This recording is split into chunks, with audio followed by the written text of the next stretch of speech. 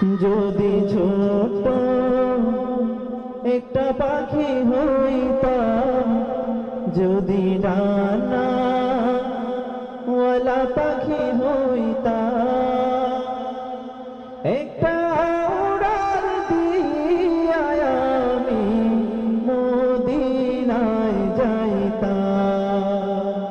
হায়রে একটা উড়াল দিয়া আমি মদিনায় যাইতাম। মদিনায় যেতে চাই কে হাত তুলি। আল্লাহ পাক রব্বুল আলামিন আমাদের সবগুলো হাতকে কবুল করুন। জীবনে একবার হলো রাসূলুল্লাহ সাল্লাল্লাহু সালাম দেওয়ার তৌফিক দান করুন। যদি ছোট একটা পাখি হইতাম, যদি ডানা ওয়ালা পাখি হইতাম, একটা উড়াল দিয়া আমি মদিনায় যাইতাম। হায়রে একটা উড়াল দিয়া আমি মদিনায় যাইতাম। এদিকে সেদিকে ঘুরে বেড়াইতাম মিলিয়া ডানা, যেথায় পড়েছিল নবীর কদমখানা।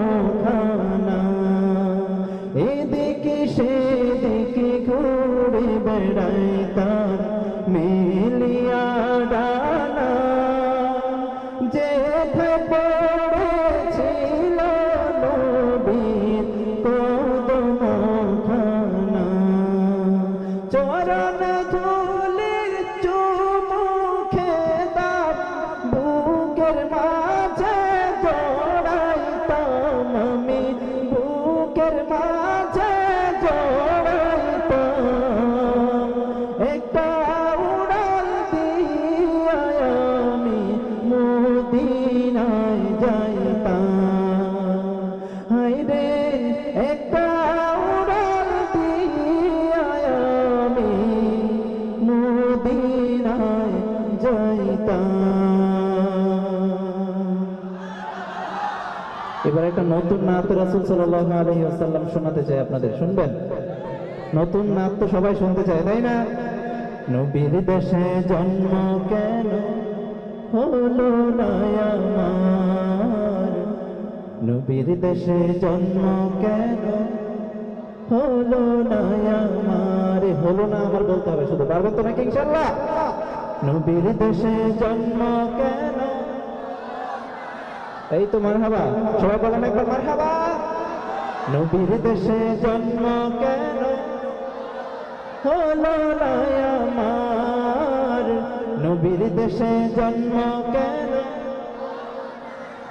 চোখের ভেতর দুঃখের নদী কাঁদে বেকারার, নবীর দেশে জন্ম কেন হলো না আমার, নবীর দেশে জন্ম কেন হলো না আমার। অক্ষমতায় আমার দেহ পড়েছে দূরে, মন যে তবু প্রতিদিনই আরামে যায় উড়ে।